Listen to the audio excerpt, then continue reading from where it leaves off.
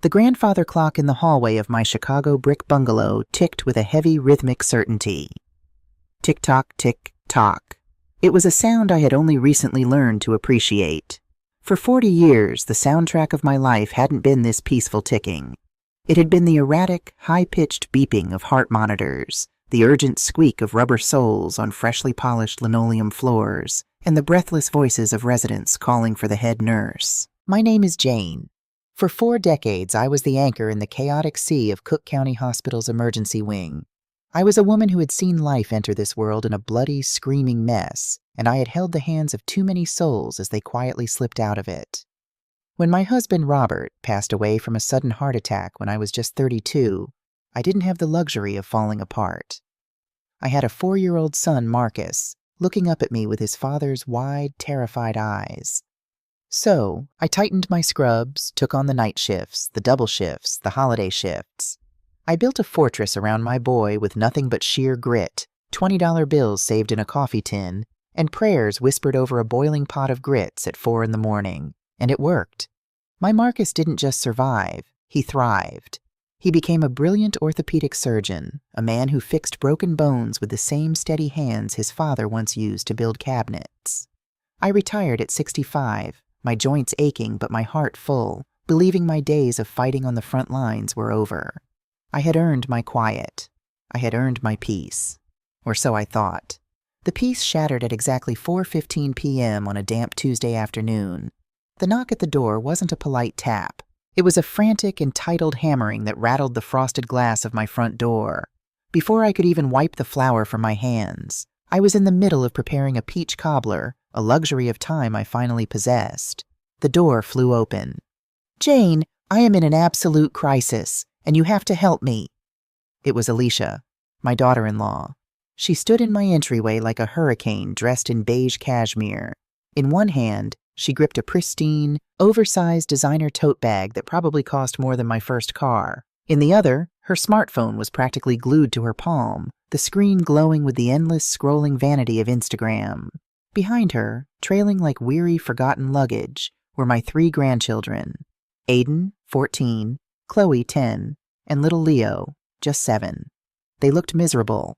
Aiden had his hood pulled up over his head, his hands shoved deep into his pockets, his posture screaming hostility. Chloe was biting her nails, her eyes darting around my living room as if looking for an escape route.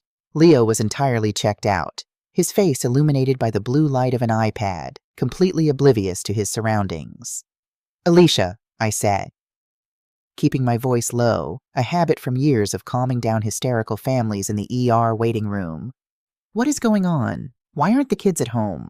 Alicia sighed, a long, dramatic sound meant to convey the immense, unbearable weight of her existence. She flipped her perfectly styled hair over her shoulder. "I can't even begin to explain the stress I am under, Jane. It is toxic. Utterly toxic. My wellness coach said if I don't disconnect, I'm going to manifest a physical breakdown. I have been invited to an exclusive, invite-only influencer mindfulness and healing retreat in Sedona. It's exactly what I need to realign my chakras and save my brand." I stared at her. A mindfulness retreat. Meanwhile, my son, her husband, was currently on hour 36 of a grueling rotation, realigning actual physical spines in the operating room. "And Marcus?" I asked, crossing my arms over my apron. "What does he say about this? Realignment?" "Oh, you know Marcus." She waved her manicured hand dismissively. "He's married to the hospital. He's never around anyway. He said he'd figure it out, but we both know he can't handle the kids and his schedule. Plus, the nanny just quit." Apparently asking her to prep organic, gluten-free, macro-balanced meals for the kids while maintaining the house's aesthetic was too much. People just don't want to work these days. She didn't even pause for a breath. She pushed 3 large, heavy suitcases past me into the hallway, scraping them carelessly against my vintage oak floors. "So they're staying with you," she announced, not as a request, but as a royal decree. "It's only for 3 weeks. 3 weeks. I felt my jaw tighten. I love my grandchildren. I would take a bullet for them. But the reality was, Alicia had spent the last decade systematically isolating them from me. According to her, my house in the South Side was too urban. My parenting views were archaic, and my presence didn't fit the picture-perfect, pastel-toned narrative she curated online. I only ever saw them on major holidays, and even then, Alicia treated me like the hired help, criticizing my food and rushing them out the door after exactly 2 hours. 3 weeks, Alicia? I repeated, my voice dropping an octave. You are dropping your 3 children off at my house without notice for nearly a month so you can go to a spa? Her eyes narrowed, the sugary veneer dropping for a split second to reveal the cold, calculating woman underneath. It is a networking and healing space, Jane. You wouldn't understand. And frankly, it's not like you have anything else going on. You're retired. You just sit around this old house all day. You have all the free time in the world. Consider it a bonding experience. She didn't wait for my answer. She bent down, barely grazing Chloe's cheek with her lips so as not to ruin her makeup, and gave Aiden a quick pat on the arm. She didn't even acknowledge Leo, who was still staring at his screen. Mommy loves you guys so much. Be good for Grandma. Remember, no refined sugars. And Aiden, keep up with your French tutoring online. Mommy will FaceTime you when she finds her inner peace. And just like that, the front door clicked shut. The engine of her luxury SUV roared to life in the driveway, and she was gone, leaving behind a cloud of expensive perfume and 3 deeply damaged children in my hallway. The silence that followed was suffocating. I stood there, looking at the 3 strangers who shared my blood. My living room, usually a sanctuary of jazz music and the smell of old books, suddenly felt like a hostile territory. Well, I said finally, clapping my hands together once. Let's get these bags upstairs. Aiden, grab your brother's bag. Aiden didn't move. He slowly pulled his hood back, revealing a face twisted into a scowl that was far too bitter for a 14-year-old boy. He looked so much like Marcus at that age, it made my heart ache. But Marcus's anger had always been rooted in grief over losing his father. Aiden's anger was different. It felt like a poison he was being fed. I'm not carrying anything, Aiden spat, his voice cracking slightly. I didn't want to come to this dump anyway. Mom says your house smells like mothballs and old people. Chloe gasped softly, shrinking back against the wall, terrified of the confrontation. I didn't yell. In 40 years of nursing, I had been screamed at by gang members with bullet wounds and cursed out by patients in the throes of psychiatric breaks. A teenage boy's tantrum was nothing but a slight breeze to a deeply rooted oak tree. I walked slowly toward him. I didn't tower over him. He was already taller than me, but I carried an authority that didn't require height. I stopped exactly 2 feet in front of him, looking him dead in the eye. Your mother is not here, I said, my voice as calm and steady as a flatline monitor. And in this house, we do not disrespect the roof that shelters us, nor the hands that feed us. I am not your mother's nanny, and I am not your maid. I am your grandmother, and as long as you are under my roof, you will pull your weight. Now pick up the bag. We locked eyes. It was a battle of wills. He was testing the perimeter, looking for the weak spot. Alicia would have either screamed hysterically or bribed him with a new video game. I offered him neither, just an unbreakable boundary. After 10 agonizing seconds, Aiden broke eye contact. He let out an exaggerated scoff, bent down, and grabbed Leo's suitcase, dragging it aggressively toward the stairs. Chloe, sweetheart. I turned to the 10-year-old, my voice softening instantly. Take your bag to the guest room on the left. And Leo. I gently reached down and plucked the iPad out of the 7-year-old's hands. He blinked, looking around as if he had just woken up from a coma. Hey, give it back! Mom lets me watch it until dinner, Leo whined, reaching for the device. Mom isn't here. I repeated the mantra that would become the foundation of the next 3 weeks. In Grandma's house, screens go to sleep at 5 o'clock. Why don't you go help your sister unpack? It took an hour to get them settled. By the time I walked into the kitchen to start dinner, I was exhausted. Not physically, but emotionally. I could feel the deep, gaping wounds in these children. They were a product of a home that looked perfect on Instagram, but was entirely hollow on the inside. Alicia had prioritized the image of motherhood over the grueling, messy reality of actually being a mother. I decided to make a meal that meant something. No macro-balanced, gluten-free, joyless food tonight. I pulled out my heavy cast-iron skillet, the one that had belonged to my mother. I was going to make a proper, traditional Southern soul food dinner. Baked macaroni and cheese with a sharp cheddar crust, slow-simmered collard greens with smoked turkey tails and golden buttery cornbread. Food that required time. Food that carried history. Food that wrapped its arms around you from the inside out. The aroma filled the house, rich and savory, masking the lingering scent of Alicia's perfume. At 6:30, I called them down to the dining room. They filed in like prisoners walking to the cafeteria. Aiden slumped in his chair, arms crossed. Chloe sat rigidly, looking at the plates as if they were booby-trapped. Leo immediately started looking under the table, probably searching for an outlet to charge his confiscated iPad. I placed the steaming dishes in the center of the table. The golden crust of the mac and cheese bubbled slightly. "What is that?" Chloe asked, wrinkling her nose. "That, my dear, is baked macaroni and cheese. Real cheese, not the powdered stuff from a box, and certainly not the vegan almond milk substitute your mother buys." Aiden snorted. "Mom says soul food is ghetto and it makes people fat. She says it's the reason why so many people in your neighborhood have high blood pressure." The sheer audacity of the comment, the deeply internalized racism and classism Alicia had planted in my grandson's head, hit me like a physical blow. She wasn't just keeping them away from me. She was actively teaching them to be ashamed of their heritage, of the very blood running through their veins.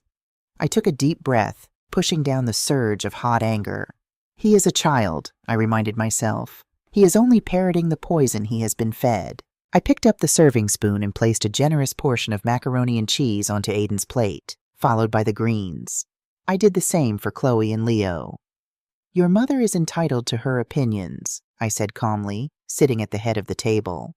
"But your mother does not know the history of this food. This food isn't just calories, Aiden. This food is survival.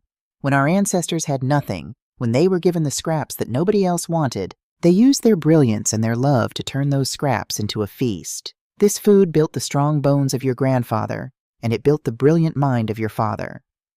Aiden looked down at his plate, the hostility flickering for a second, replaced by a flash of uncertainty.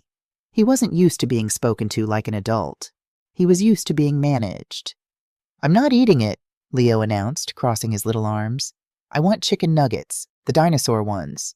"There are no dinosaurs in this kitchen, Leo," I replied, taking a bite of my greens. "Eat what is on your plate, or you don't eat at all.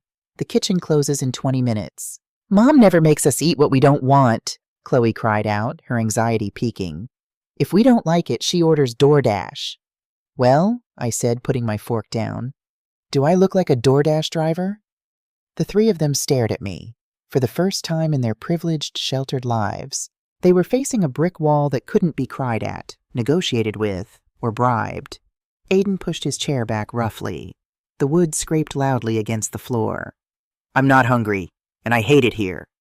He stormed out of the dining room, his heavy footsteps echoing up the stairs, followed by the violent slam of a bedroom door. Chloe burst into tears, covering her face with her hands. Leo, seeing his sister cry, started wailing too. It was a disaster. It was a loud, messy, chaotic disaster. But as I sat there at the head of the table, listening to the echoes of slamming doors and crying children, I didn't feel overwhelmed. I felt the old, familiar surge of adrenaline I used to feel when the double doors of the ER burst open. I realized then that Alicia hadn't just dropped off 3 children for me to babysit. She had dropped off a crisis. These children were drowning in a sea of superficiality, neglect, and emotional manipulation. They were starved, not for food, but for boundaries, for truth, for real connection. I stood up, walked over to Chloe, and gently placed a hand on her trembling shoulder. I didn't tell her to stop crying. I just stood there, offering a solid, unwavering presence. The retirement I had planned, the quiet mornings with my coffee, the gardening, the peaceful solitude, was officially over. The head nurse was back on the clock, and before this month was over, I was going to detox my grandchildren from the poison of their mother's vanity, and I was going to find out exactly what Alicia was running away from. The storm had arrived, but Alicia had gravely miscalculated one crucial detail. She thought she was leaving her burdens with a tired, useless old woman. She didn't know she had just left them with a warrior. The first 4 days were a battlefield of attrition. If you've ever worked in a hospital rehab wing, you know what withdrawal looks like. My grandchildren weren't withdrawing from narcotics. They were detoxing from a lifestyle of instant gratification, unregulated screen time, and a profound lack of parental presence. There were tantrums. There were slammed doors. Leo cried for hours on the second day because I refused to let him play Roblox during breakfast. Chloe hovered in the corners of the rooms like a frightened bird, constantly waiting for me to yell or throw a fit the way her mother apparently did when things weren't aesthetically pleasing. Aiden was the hardest shell to crack. He treated my home like a prison camp, moving through the hallways in a sullen, hostile silence, offering nothing but monosyllabic answers and eye rolls. But a nurse knows that healing isn't pretty. Healing is a stubborn, gritty process. I didn't coddle them, but I didn't break them either. I established a rhythm, a steady, predictable heartbeat for the house. Wake up at 7, breakfast at 8, chores at 9. Chores build character, I told Chloe on the 4th morning, handing her a feather duster. And a house only feels like a home when you put a little of your own sweat into it. To my surprise, it was Chloe who thawed first. The turning point didn't come through a grand gesture, but over a pile of sweet potatoes. It was a rainy Thursday afternoon. The Chicago sky was a bruised, heavy gray, and the house was cold. I decided it was the perfect day to bake my grandmother's sweet potato pie. I was at the kitchen island, peeling the rough skins off the potatoes, when Chloe crept into the kitchen. She stood by the refrigerator, shifting her weight from one foot to the other. "Do you need help?" she asked, her voice barely a whisper. I didn't stop peeling, just smiled softly. "I would love some help, sweetheart. Wash your hands and grab that potato masher." For the next hour, we worked side by side. I taught her how to blend the butter into the warm potatoes, how to sprinkle just the right amount of nutmeg and cinnamon so it warmed the back of your throat without overpowering the sweetness. As the kitchen filled with the rich, spiced aroma, the tension in Chloe's small shoulders finally dropped. "Mom says baking is a waste of time because you can just buy it at Whole Foods," Chloe said quietly, stirring the bowl. "Your mother values convenience," I replied, choosing my words carefully. "But some things in life can't be bought. When your grandfather Robert was alive, he used to work the late shifts at the lumber yard. I would bake this exact pie on Friday afternoons, so that when he walked through the door, freezing and exhausted, the house smelled like love. He used to say this pie could fix a broken spirit." Chloe looked up at me, her big brown eyes wide. "Did Dad like it?" "Oh, your father? Marcus would eat half the pie before it even had time to cool down. He was a good boy, Chloe. He studied at this very kitchen table every night until midnight. He wanted to be a doctor so he could save hearts, because his daddy's heart gave out too soon." I watched a tear slip down Chloe's cheek. "Mom says Dad is a robot. She says he only cares about his patients and his money, and that's why we're so miserable." I stopped mixing. I wiped my hands on my apron, walked over to my 10-year-old granddaughter, and pulled her into a hug. She stiffened for a second. She wasn't used to physical affection that wasn't being posed for a camera, and then she melted against me, wrapping her arms around my waist. "Your father loves you more than his own life," I whispered into her hair. "He just carries a very heavy world on his shoulders. But he is not a robot, and neither are you." By the end of the first week, Leo had stopped asking for the iPad and had discovered the joy of building intricate forts out of the couch cushions. Chloe was smiling, helping me set the table every night. But Aiden remained a closed vault. The dark circles under his 14-year-old eyes were deepening. He wasn't eating enough, and at night, when the house was quiet, I could hear him pacing the floorboards in the guest room above mine.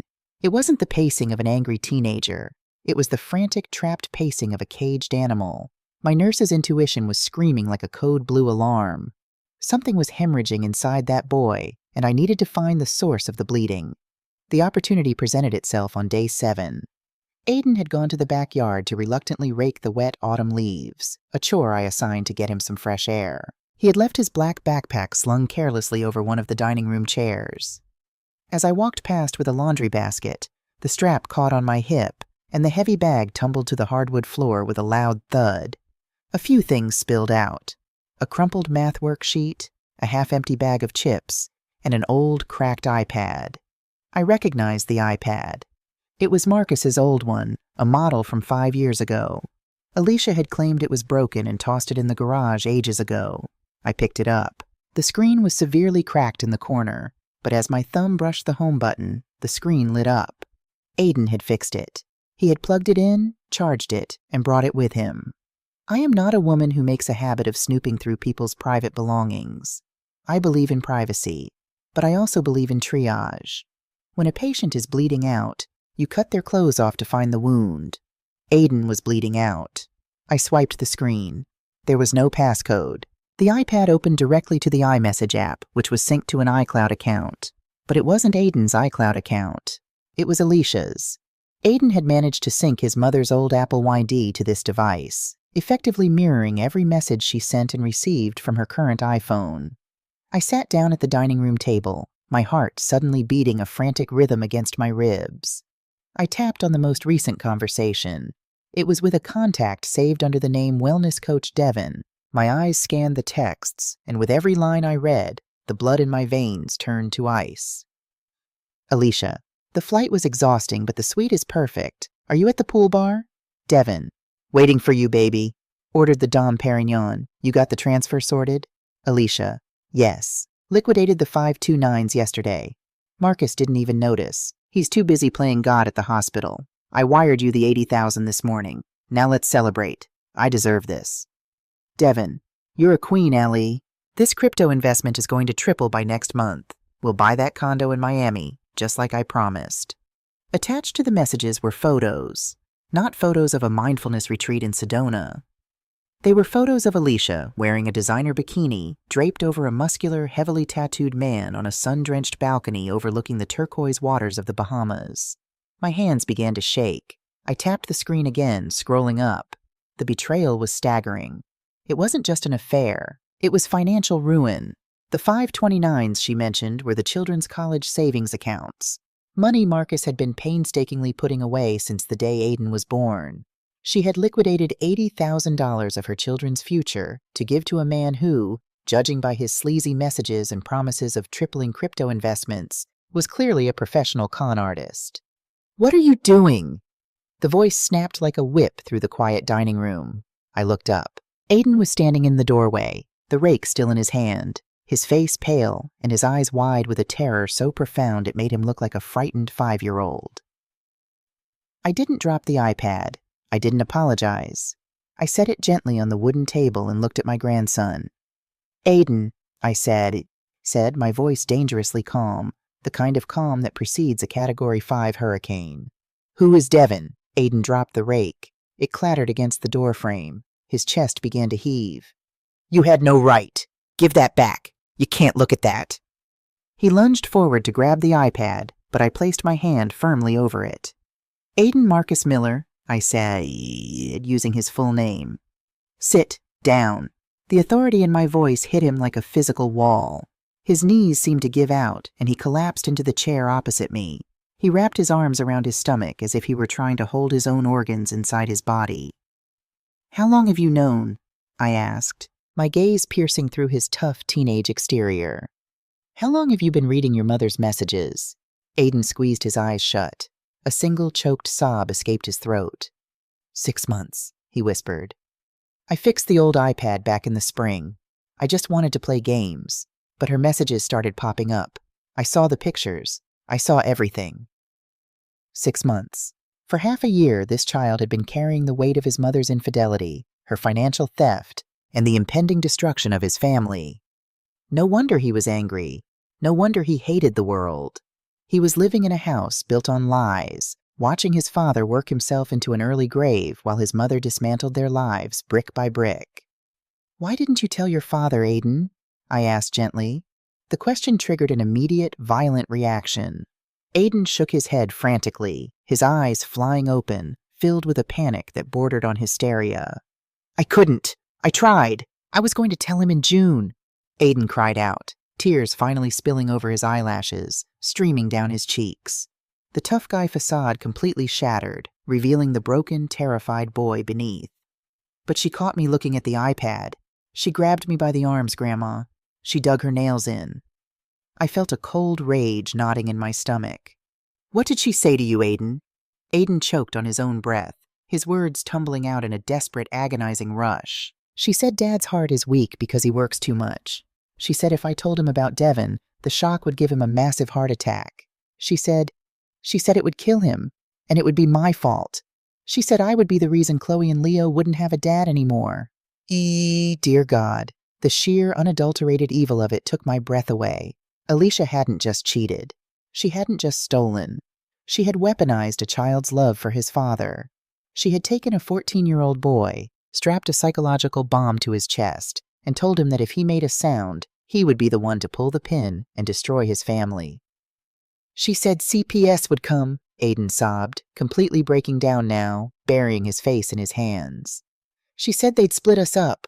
I just wanted to protect Dad. I didn't want him to die. I'm sorry. I'm so sorry, Grandma. I stood up. The chair scraped loudly against the floor.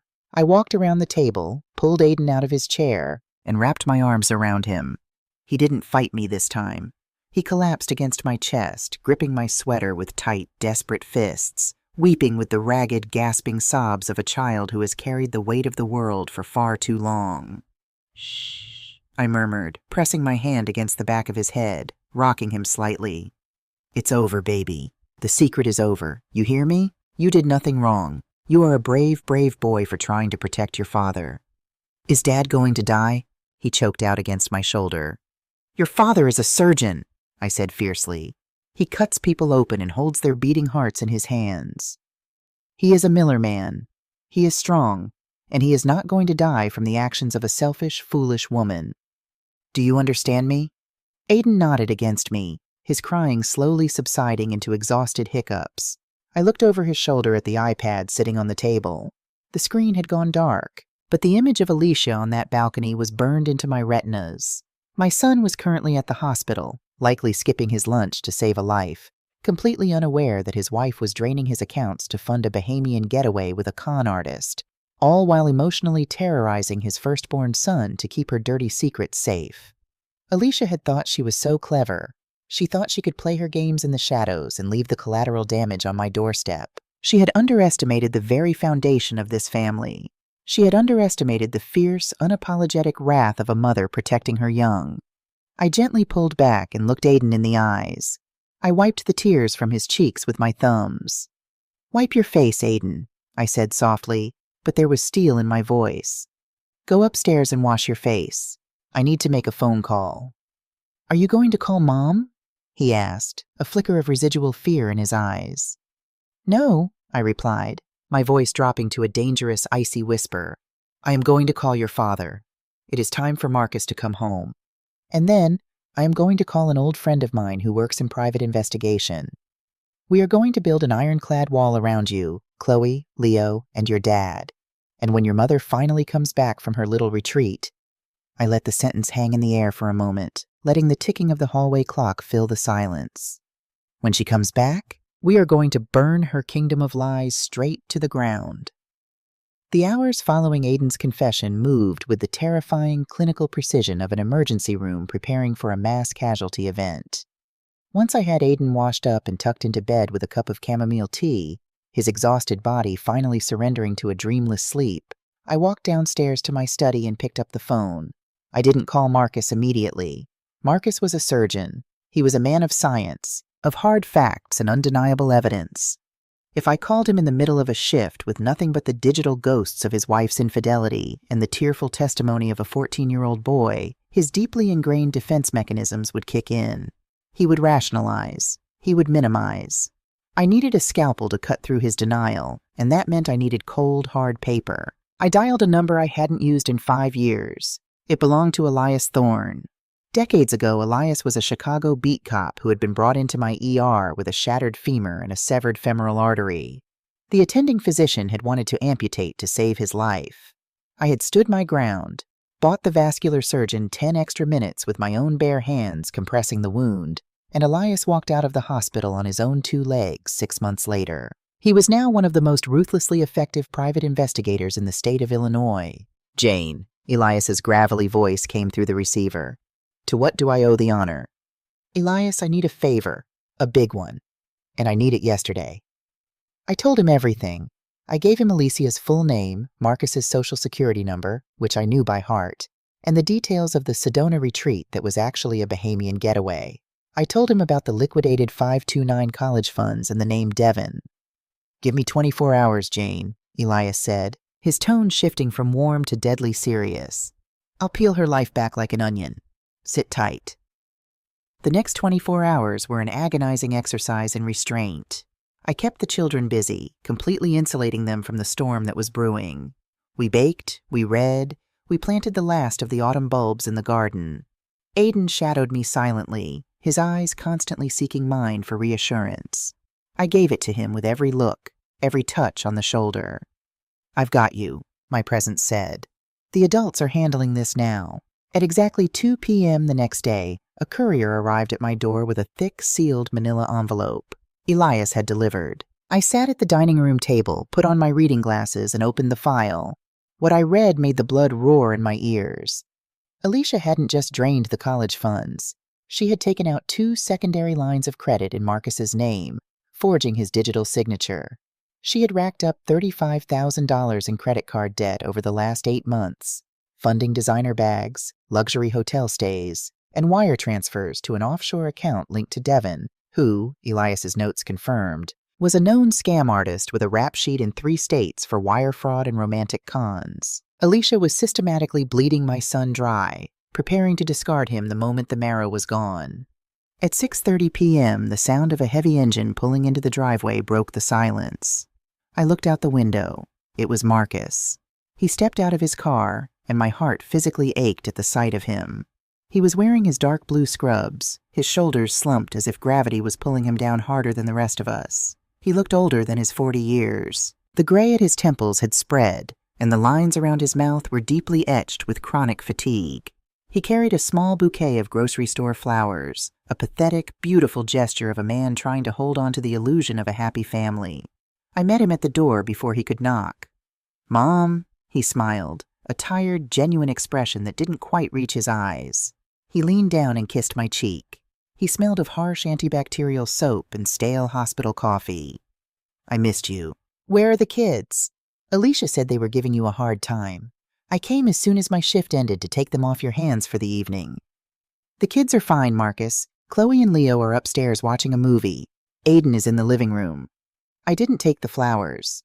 I stepped back, my face set into a mask of absolute seriousness. "Come into the dining room. We need to talk now." Marcus's smile faltered. His medical instincts kicked in. He recognized the tone of a person about to deliver terrible news. "Mom? What's wrong? Are you sick? Is your heart—" "My heart is fine, Marcus. Sit down." He walked into the dining room. Aiden was standing in the corner, clutching the back of an armchair, his knuckles white. Marcus looked at his son, confused by the boy's terrified posture. "Aiden? Hey, buddy, what's going on?" Aiden didn't answer. He just looked at me. I pulled out a chair at the head of the table. "Sit, Marcus." He sat. I placed the cracked iPad on the table, right next to the thick manila envelope Elias had sent. "Marcus, I need you to listen to me, and I need you to keep your clinical mind intact. What I am about to show you is going to hurt. It is going to feel like a physical wound, but it is the truth, and you cannot run from it anymore." I unlocked the iPad and opened the messages. I slid it across the smooth wood toward him. "Alicia is not in Sedona. She is in the Bahamas. Read." Marcus frowned, his brow furrowing in confusion. He looked down at the glowing screen. I watched his eyes dart back and forth as he read the exchange between Alicia and Devin. I watched him see the photo of his wife, the woman he had sworn to love and protect, the mother of his children, wrapped around a heavily tattooed stranger on a sunlit balcony. For a long, agonizing minute, the only sound in the room was the heavy ticking of the hallway clock. Then the denial began. The human brain is a remarkable organ. When faced with trauma it cannot process, it builds a fortress of delusion to protect itself. Marcus let out a short, breathless laugh. He pushed the iPad away, shaking his head. "Mom, what is this? Where did you get this? This is a joke. Or it's out of context. Devin is her wellness coach. He's a financial advisor she met online. She told me about him. He's helping her with her influencer brand." "Read the rest of it, Marcus," I said, my voice unwavering. "Read about the 529 accounts." Marcus swallowed hard, his Adam's apple bobbing. He pulled the iPad back and scrolled. The blood rapidly drained from his face, leaving his skin a pale, sickly gray. "No," he whispered. "No, she wouldn't. The boy's college money. We just talked about that. I checked the accounts last month. The money was there." I opened the manila envelope and pulled out the bank statements Elias had procured. I laid them out in front of him like a dealer dealing cards. She liquidated them on Tuesday morning, 3 hours before she dumped the kids here, I stated clinically. She forged your signature on a secondary line of credit against your house. She has wired over $80,000 to a man with a criminal record for fraud. Marcus, she is bankrupting you. She is preparing to leave. Marcus stared at the papers. His hands, the hands that could stitch a microscopic nerve back together, began to tremble uncontrollably. This is a mistake, he stammered, his voice rising in pitch, desperate and thin. This is identity theft. Someone hacked her phone. Someone stole her identity. Alicia wouldn't do this. She loves the kids. She loves me. She's just stressed. I haven't been around enough. I've been working too much. This is my fault. I pushed her away. Stop it! The voice didn't belong to me. It belonged to Aiden. Marcus jerked his head up, looking at his 14-year-old son. Aiden stepped out of the shadows, tears streaming down his face, his jaw trembling but his eyes blazing with a fierce, desperate courage.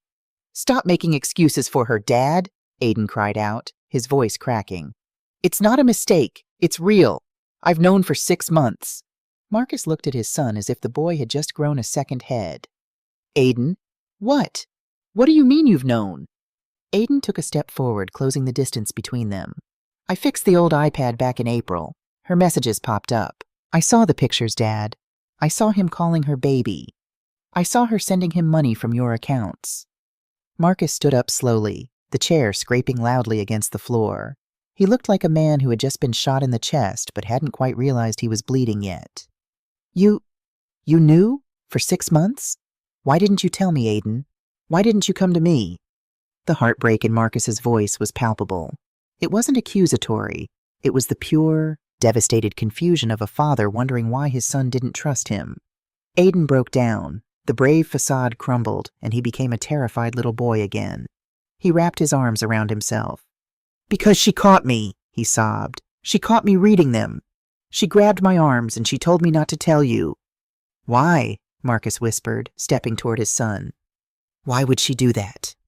Because she said it would kill you, Aiden screamed, the words tearing out of his throat. She said your heart was weak from working so much. She said if I told you she was cheating, you would have a massive heart attack and die. She said it would be my fault that Chloe and Leo didn't have a dad. She said CPS would take us away. The room plunged into an absolute deafening silence. I watched Marcus's face. I watched the exact second the denial shattered. The realization of what his wife had done, not the cheating, not the stealing, but the profound, sadistic psychological torture of his firstborn son, hit him with the force of a freight train. Marcus stumbled backward. He hit the edge of the dining room table, his hands scrabbling blindly against the wood for purchase. His breath hitched, catching in his throat in a series of sharp, ragged gasps. Dad? Aiden whispered, suddenly terrified. Dad, are you okay? Marcus couldn't answer. He clutched his chest, his eyes wide and unseeing, pupils blown wide in sheer terror. Sweat beaded on his forehead instantly. He was hyperventilating, his knees buckling as he slid down the edge of the table, collapsing onto the hardwood floor. He was having a massive panic attack.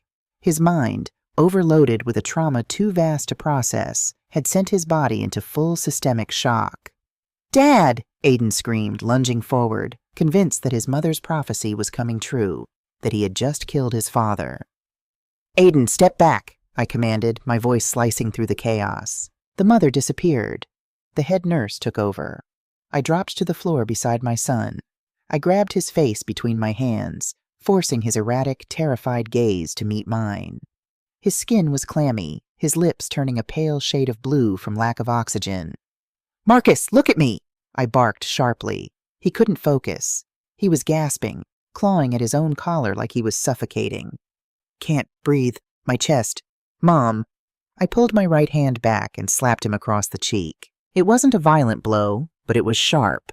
It was a loud, stinging crack that echoed in the room. The shock of it snapped his eyes into focus. He blinked, staring at me, the hyperventilation stuttering to a halt. Breathe, I ordered him, my voice low, intense, and absolutely commanding.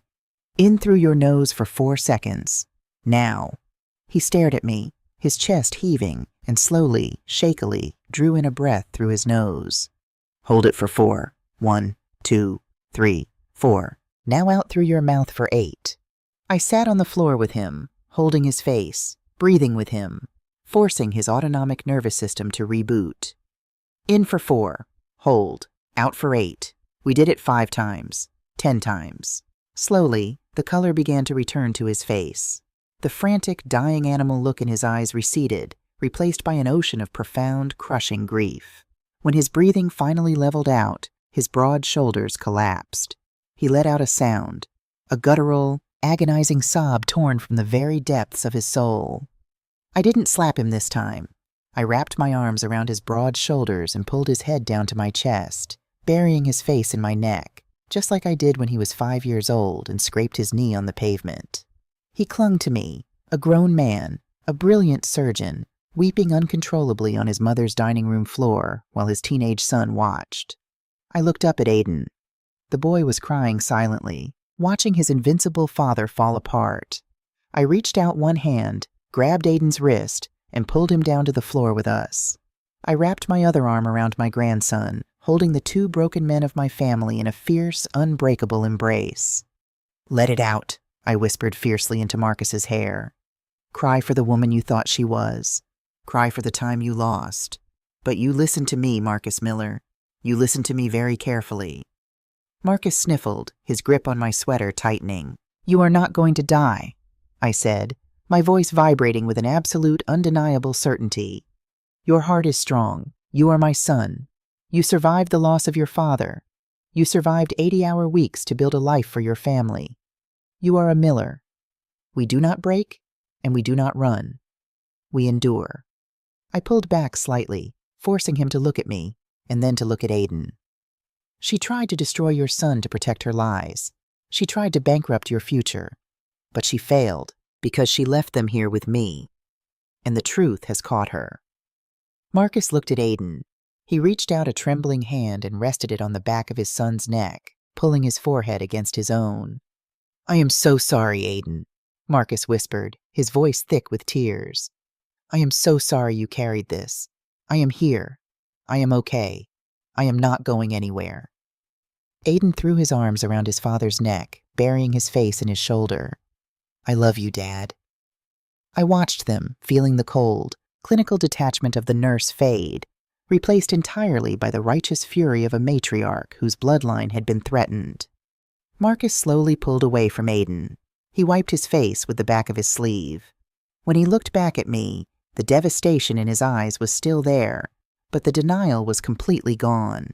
In its place was a hardening resolve. The surgeon was returning. The man who assessed trauma, stopped the bleeding, and cut out the rot. He looked at the iPad, then at the bank statements on the table above us.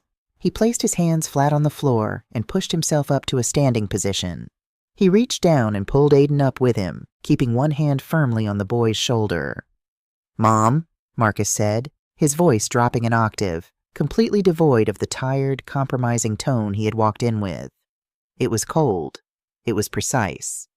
"Yes, Marcus. Who is your lawyer? The one who handled Dad's estate?" "Margaret Vance. She's a shark. She specializes in high-conflict family law now." Marcus nodded slowly. "Call her. Tell her I need to see her first thing tomorrow morning." "And Mom?" "Yes?" "Do not tell Alicia I know. Do not give her any warning." Marcus's eyes darkened, a terrifying reflection of my own resolve.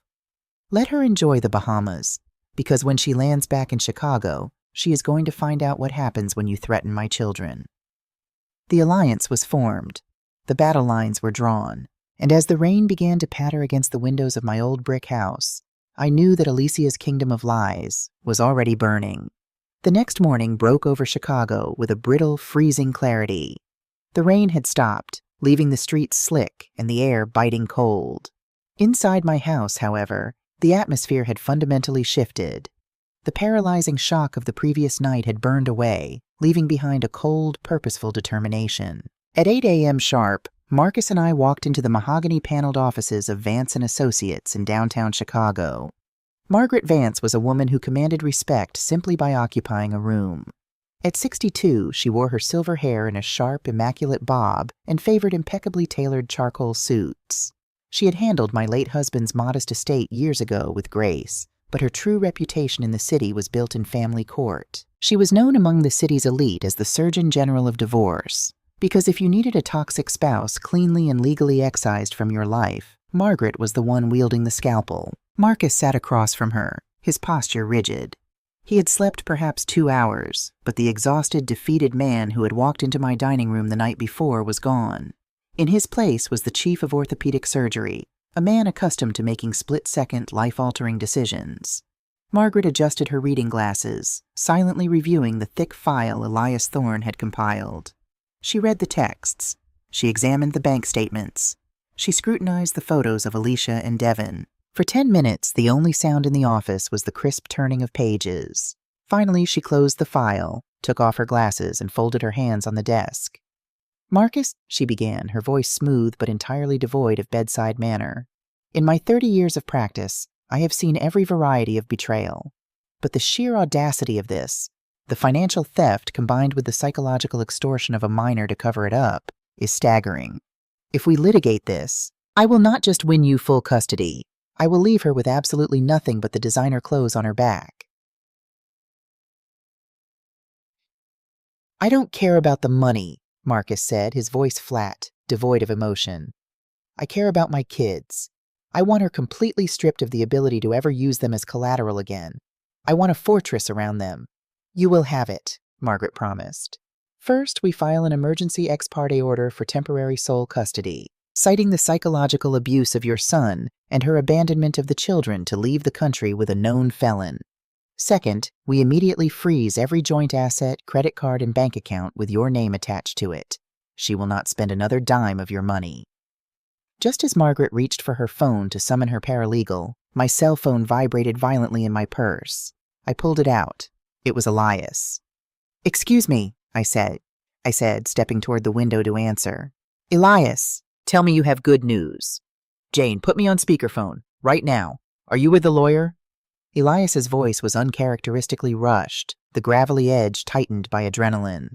I walked back to the desk, tapped the speaker icon, and set the phone down.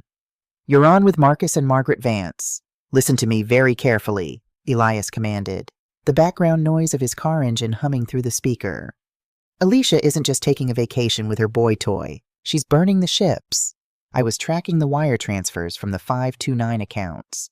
They didn't just go to a crypto wallet. They went through an escrow account linked to a Shell LLC. Marcus leaned forward, his brow furrowing. "An escrow account for what?" "For your house, Doc." Elias dropped the bomb. "I just pulled the county clerk's digital filings. Alicia executed a fraudulent power of attorney 3 days ago using a forged notary stamp. She listed your primary residence, the 4-bedroom in Lincoln Park, for a rapid cash sale to a corporate flipper. The closing is scheduled for tomorrow afternoon at 3 p.m. The room went dead silent. Twist 3. It wasn't just infidelity. It wasn't just stealing the college funds. Alicia was attempting to sell the roof over her children's heads while her husband was at work, take the cash equity, and vanish across international borders. She was going to leave Marcus with 3 deeply traumatized children, 0 savings, $35,000 in credit card debt, and absolutely nowhere to live. Marcus didn't yell. He didn't gasp. He just stared at the phone, his jaw locking so tight I could see a muscle jumping in his cheek. Margaret Vance, however, didn't miss a beat. She didn't look shocked. She looked like a predator who had just spotted the jugular. "Mr. Thorne," Margaret said, her voice dripping with lethal efficiency, "can you email me the forged power of attorney and the title company's information within the next 5 minutes?" "Already in your inbox, counselor," Elias replied. "Excellent," Margaret said, clicking her mouse rapidly. "Marcus, this actually works in our favor. Attempted real estate fraud crosses the line from a messy civil dispute into a federal felony. I am filing a lis pendens on your property right now. It is a legal notice that the property is under dispute, which will immediately freeze the title. The sale will be blocked. No title insurance company in the country will touch it. Then I am calling the fraud department at your bank. By noon today, Alicia's financial access to your life will be completely severed." Marcus looked up at Margaret. His eyes were cold, dark, and utterly resolved. Do it. Cut her off. Completely. For the next 4 days, my house transformed. It stopped being a holding cell for resentful children and became a sanctuary of healing. Marcus took an emergency leave of absence from the hospital. For the first time in his children's lives, he wasn't a phantom coming home at midnight, smelling of antiseptic and exhaustion. He was just a father. It wasn't a magical instant fix. There were awkward moments. Chloe didn't quite know how to act around him when he was actually sitting on the couch in the middle of a Tuesday afternoon. Leo kept asking when Dad had to go back to the sick people. But Marcus was relentless in his gentle presence. When Leo wanted to build a fort out of my good sofa cushions, Marcus didn't scold him for ruining the aesthetic, as Alicia would have. Instead, Marcus grabbed the broom handle to act as a structural beam and spent 2 hours crawling around on the floor, making dinosaur noises until Leo was shrieking with laughter. When Chloe wanted to bake, Marcus put on one of my frilly floral aprons, looking entirely ridiculous with his broad shoulders, and let her teach him how to fold the butter into the sweet potato pie dough. But the most profound shift was with Aiden. The heavy, suffocating blanket of guilt that had been crushing my 14-year-old grandson was finally lifted. One evening, I walked out to the backyard to call them in for dinner and stopped in the shadows of the porch. Marcus and Aiden were standing in the driveway, tossing a worn-out basketball back and forth in the fading autumn light. "I'm sorry I yelled at you, Dad," Aiden said softly, bouncing the ball. "I shouldn't have said you were making excuses for her." Marcus caught the ball and held it. He walked over to his son, placing a heavy, reassuring hand on Aiden's shoulder. "Aiden, look at me. You never have to apologize for telling the truth. You carried a burden that no man, let alone a boy, should ever have to carry. I am so proud of you. I am proud of your courage." I watched Aiden's shoulders drop, a physical manifestation of a boy finally allowed to just be a boy again. The poison was being drained. The wounds were being cleaned. Meanwhile, behind the scenes, the trap we had set had violently snapped shut. On Friday afternoon, the 5th day since Marcus found out, I was in the kitchen brewing a pot of chicory coffee when Elias called again. "Jane," Elias said, and this time I could hear a distinct, grim satisfaction in his voice. "The dominoes just fell. Tell me everything," I said, leaning against the kitchen counter. Margaret's legal strike was flawless. The Ellis pendants hit the county records 3 hours before the house closing. The title company panicked and flagged the transaction. The corporate buyer pulled out immediately. The sale is dead. "And the bank accounts?" I asked. "Frozen solid," Elias chuckled, a dry, rasping sound. "But here is the beautiful part. Here is the absolute poetry of it all. Twist number 4, Jane. Devin." "What about him?" "Devin is a con artist. He doesn't love Alicia. He loves Alicia's access to Marcus's high-limit credit and cash flow. When the title company blocked the house sale, an automated alert was sent to Alicia's email. Devin saw it.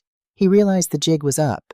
He realized the husband had found out, the lawyers were involved, and the gravy train had just derailed straight into a brick wall. I felt a cold smile spreading across my face.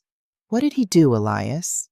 "He did what rats do when the ship starts sinking. He scrambled." Devin had already secured the $80,000 from the kids' 529 accounts into an offshore crypto wallet 2 days ago. As soon as he saw the house sale was blocked and the credit cards were declining, he packed his bags. He caught a red-eye flight to Dubai at 3 a.m. last night. "He left her," I whispered, the sheer magnitude of the karma taking my breath away. "He didn't just leave her," Elias corrected. "He took her cash, her jewelry, and the burner phone she was using. He ghosted her, Jane." Alicia woke up in a 5-star luxury suite in the Bahamas, completely alone. Her credit cards are frozen, her bank accounts are locked, and the resort manager is currently demanding payment for a $15,000 hotel bill she has absolutely no way of paying. I closed my eyes, taking a deep, slow breath. For years, Alicia had looked down on me. She had called me useless, old and archaic. She had treated her husband like an ATM and her children like fashionable accessories. She had believed herself to be the smartest person in every room, untouchable in her tower of vanity and deceit. Now that tower had collapsed, burying her under the rubble of her own greed. "Thank you, Elia," I said softly. "Your debt to me from all those years ago in the ER is officially paid in full." "It was my pleasure, Jane. Give Marcus my best. And tell that daughter-in-law of yours to pack a sweater. It's a long, cold walk back to reality. That evening, I prepared a celebratory dinner. It wasn't anything fancy, just a massive pot of my mother's famous chili, thick with beans, beef, and spices, served with jalapeno cornbread. The house smelled warm, rich, and alive. We were all sitting around the dining room table. Marcus was laughing at a joke Leo had just told. Chloe was debating with Aiden about which movie they were going to watch later. It looked exactly like a family should look. It looked real. Suddenly, the sharp, jarring sound of a cell phone ringing cut through the laughter. It was Marcus's phone, resting on the edge of the table. The screen lit up. The caller ID displayed one word in large, glaring letters. Alicia. The laughter died instantly. The room went so quiet you could hear the chili bubbling in the pot on the stove. Aiden froze, his spoon halfway to his mouth. Chloe looked at the phone as if it were a venomous snake about to strike. Leo just looked confused. We all looked at Marcus. A week ago, Marcus would have snatched the phone up, desperate to appease her, terrified of her moods, willing to bend over backward to keep the peace.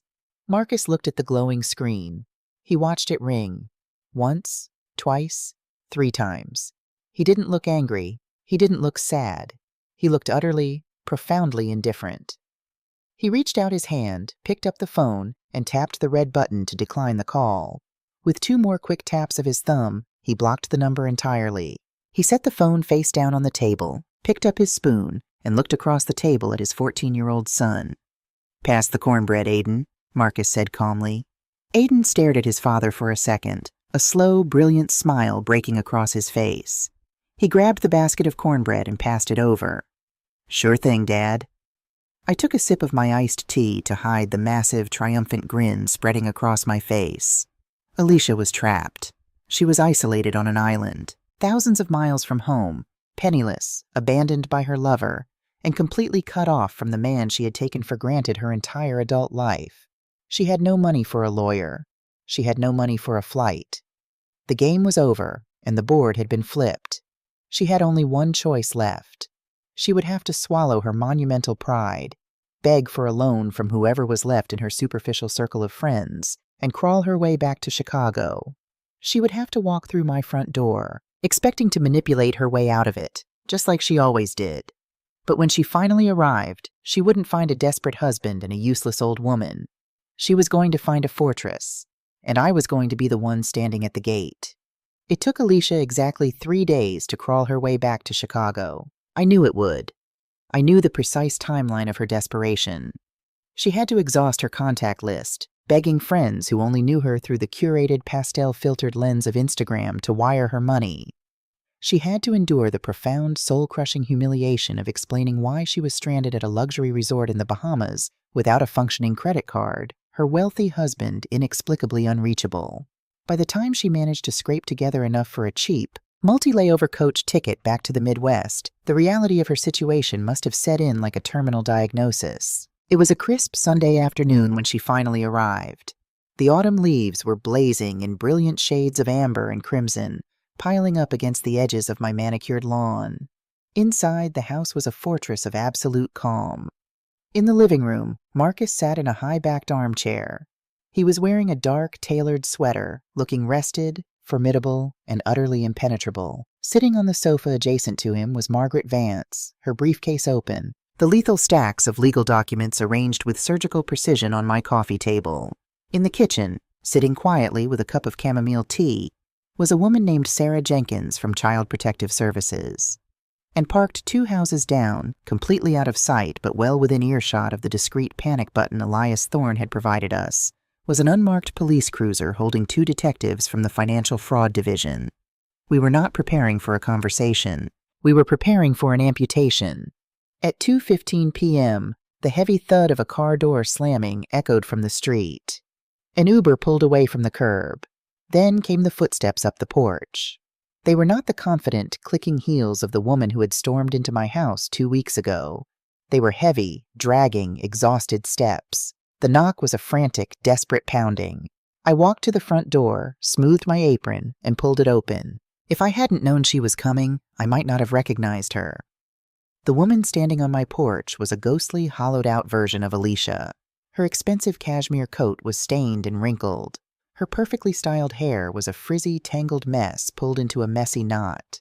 Her makeup was gone, revealing the dark, exhausted circles under her eyes and the sharp, anxious lines around her mouth. Instead of her oversized designer tote, she was clutching a cheap, plastic duty-free bag from the airport. She looked past me immediately, her eyes frantic, searching the house. "Marcus!" she cried out, her voice raspy and trembling. She pushed past me into the hallway, abandoning all pretense of manners. "Marcus, thank God! Jane, where is he?" She stumbled into the living room and stopped dead in her tracks. She saw Marcus sitting in the chair. She saw Margaret Vance. The atmosphere in the room was so cold and dense it could have frozen water mid-air. Alicia's survival instincts kicked in. She immediately deployed the only weapon she had left, the victim narrative. She dropped the plastic bag, let out a dramatic, heartbreaking sob, and fell to her knees on the vintage rug. "Marcus!" she wailed, covering her face with her hands, weeping with the kind of theatrical desperation that might have won her an award on a daytime soap opera. "Marcus, it was horrible. I was robbed. My phone, my cards, everything was stolen at the retreat. I've been stranded, terrified, having the worst depressive episode of my life. I tried to call you, but I couldn't remember your number, and I've been so sick." She looked up, reaching a trembling hand out toward her husband. "Please, baby, tell me you're not mad. I just need you to hold me. I just need my family. Where are my babies? I need to see my children." Marcus didn't move. He didn't blink. He just sat there, staring at the woman he had loved, the woman he had exhausted himself to provide for, and saw her for exactly what she was, an empty, terrifyingly hollow shell. "Hello, Alicia," Marcus said. His voice was a flat line. There was no anger. There was no pity. There was simply nothing at all. Alicia's hand dropped. The tears instantly stopped flowing, drying up as she realized her performance was bouncing off a brick wall. She looked at Margaret Vance, her eyes darting back to Marcus, the panic rising in her throat. "Marcus, who is this? What is going on?" Margaret Vance stood up, smoothing the front of her charcoal suit. She picked up the thickest stack of papers from the coffee table and took 2 steps forward, looking down at Alicia with the clinical detachment of a scientist observing an insect. "Mrs. Miller," Margaret said, her voice crisp and lethal. "My name is Margaret Vance. I am your husband's legal counsel. You have been formally served with a petition for the dissolution of marriage, an emergency ex parte order granting Marcus immediate and sole physical and legal custody of the minor children, and a temporary restraining order freezing all marital assets." Alicia scrambled backward on the rug, her eyes widening in sheer, unadulterated terror. "What? No! No, you can't do this! Marcus, what is she talking about? I'm your wife." "You're a thief, Alicia," Marcus stated, leaning forward slightly. "You stole $80,000 from your children's future. You attempted to forge my signature to sell the house out from under us, and you left the country with a known felon while telling me you were at a wellness retreat. We know everything. Elias Thorne is a very thorough investigator." The mention of the money, the house, and the investigator hit Alicia like a physical blow. She realized the scope of her ruin. The crypto wallet, Devon, the Bahamas, all of her dark, dirty secrets had been dragged out into the blinding light of my living room. But narcissists do not surrender. When cornered, they do not feel remorse. They feel rage, and they always look for a shield. Alicia scrambled to her feet, her face twisting from faux despair into a mask of pure, venomous panic. "You can't take my children," she screamed, her voice shrill and echoing off the walls. "I am their mother. The courts always favor the mother. Aiden, Chloe, Leo, Mommy is here. Come to Mommy." She lunged toward the staircase, but I stepped smoothly into her path, blocking her way. I crossed my arms over my chest, planting my feet. "Get out of my way, you useless old hag," Alicia hissed, her true face finally showing, ugly and contorted with hate. "You did this. You poisoned him against me. I want my kids. Your kids are right here," a voice said from the top of the stairs.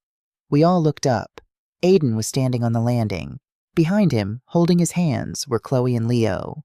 Alicia's face lit up with desperate hope. "Aiden! Baby! Come here! Pack your things. We are leaving right now.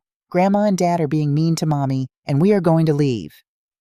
Aiden didn't move. He stood at the top of the stairs, looking down at the woman who had terrorized him for 6 months. He didn't look like a frightened child anymore. He stood tall, his shoulders squared, channeling the quiet, unyielding strength of his father and the fierce resilience of his grandmother. "We aren't going anywhere with you," Aiden said. His voice cracked slightly, but he held his ground. "Aiden, stop playing games. Come down here right now," Alicia demanded, stamping her foot. "No," Aiden replied, his voice growing stronger, echoing in the quiet house. "You're not a mother. A mother doesn't steal her kids' college money to give to a guy named Devin. A mother doesn't leave her kids for 3 weeks to go to the beach. And a real mother doesn't tell her son that if he tells the truth, he'll be the reason his dad dies of a heart attack." Chloe stepped out from behind her brother, tears in her eyes, but her chin held high. "We don't want to go with you. We want to stay with Dad. We want to stay with Grandma." Even little Leo, who had cried for his iPad on the first day, looked down at her and said, "You didn't even say goodbye to me when you left." It was a devastating, total rejection. It was the ultimate verdict delivered by the very people she thought she owned. Alicia stared up at them, her mouth opening and closing, unable to comprehend that her spell was broken. She looked at Marcus, who was watching her with cold, unwavering eyes. She looked at Margaret, who was holding the papers like a death warrant. And she looked at me, standing between her and the family she had tried to destroy. She had lost. She had lost everything. But a cornered animal will bite with its last breath. Alicia's face flushed a deep, mottled red. The veins in her neck bulged. She let out a scream of pure, unfiltered rage and pointed a shaking finger directly at my face. "You did this!" she shrieked, spit flying from her lips. "You brainwashed them. You manipulated my husband. Well, you think you've won? You think you can just take my family? I'm going to destroy you. I'm calling the police. I'm calling Child Protective Services." She pulled a cracked, cheap burner phone out of her pocket, her hands shaking violently as she dialed. "I'm going to tell them you beat my children. I'm going to tell them you starved them, that you locked them in the basement. I'm going to tell them Marcus is a violent drunk and you covered it up. They're going to arrest you, Jane. You're going to die in a prison cell." I didn't flinch. I didn't raise my voice. I simply let out a long, slow breath and offered her a small, pitying smile. "There's no need to call, Alicia," I said softly. "They're already here." As if on cue, the kitchen door swung open. Sarah Jenkins walked into the living room, holding a clipboard. Behind her, the front door opened, and the 2 detectives from the Financial Fraud Division stepped into the entryway, their badges prominently displayed on their belts.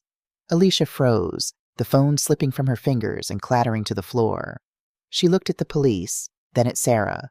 Her twisted mind immediately tried to spin the narrative one last time. She ran toward Sarah, grabbing her arm. "Thank God you're here. You're from CPS, right? You have to arrest them. This old woman is abusing my children. She's holding them hostage. My husband is violent. Please look at my kids. They're terrified." Sarah Jenkins gently but firmly removed Alicia's hand from her arm. She stepped back, her expression a mix of professional detachment and deep personal disgust. Sarah didn't look at Alicia.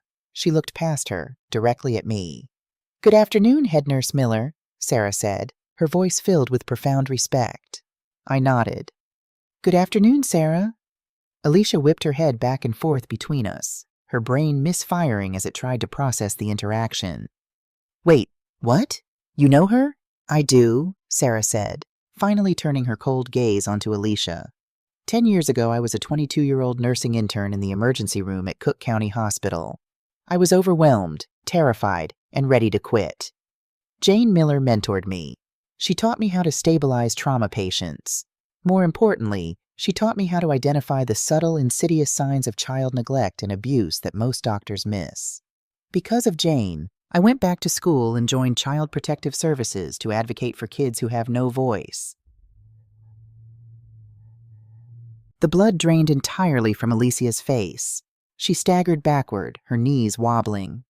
"Mrs. Miller," Sarah continued, opening her clipboard, "I have spent the last 4 days reviewing the psychological evaluations from your children's emergency therapy sessions. I have seen the digital forensics from your son's iPad. I have seen the financial records. And I have personally observed the children in this home. The only person who has inflicted abuse, neglect, and psychological torture on these children is you." "No," Alicia whispered, shaking her head. "No, this is a setup. This is illegal.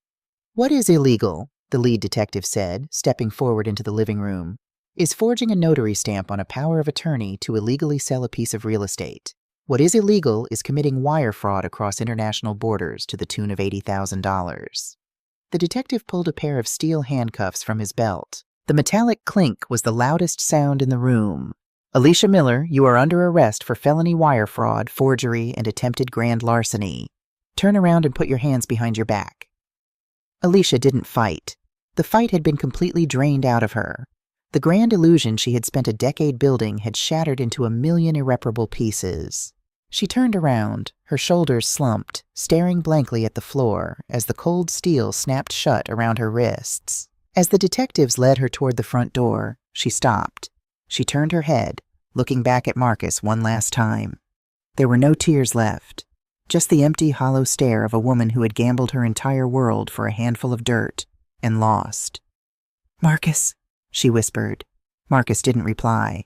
He turned his back to her, walked to the bottom of the stairs, and opened his arms. Aiden, Chloe, and Leo ran down the steps and buried themselves in their father's embrace. The door closed. The police cruiser drove away. The storm was over. 6 months later, the brutal Chicago winter gave way to a brilliant, blooming spring. It was a Sunday afternoon, and my house was loud. Not with the chaotic, destructive noise of neglected children, but with the warm, chaotic symphony of a family that was finally alive. In the kitchen, the air was thick with the smell of roasting chicken, collard greens, and the sweet, spiced aroma of baking pies. Chloe was at the counter, her hands covered in flour, expertly rolling out dough while explaining to her father the exact science of why cold butter makes the crust flakier. Marcus, wearing that ridiculous floral apron, was listening to his 10-year-old daughter as if she were delivering a medical lecture. In the living room, Leo was on the floor, surrounded by a massive, intricate Lego castle he had been working on for a week, happily narrating an epic battle between knights and dragons. And out on the back porch, Aiden was sitting on the wooden steps, a guitar resting on his knee. He was plucking out a slow, melodic tune he had learned online. The dark circles under his eyes were completely gone.